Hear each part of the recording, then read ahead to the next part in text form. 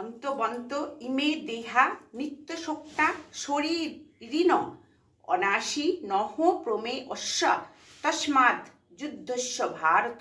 নিত্য অবিনাশী এবং অপপ্রেমেয় আত্মার এই স্থূল সূক্ষ্ম দেহ সকল বিনশ্বর বলিয়া উক্ত। অতএব হে ভারত, তুমি যুদ্ধ করো। য এনং ব্যক্তি হন্তারং যশ্চৈনং মন্যতে হতম উভৌ তৌ ন বিজানিত ন্যায় হন্তি ন হন্যতে।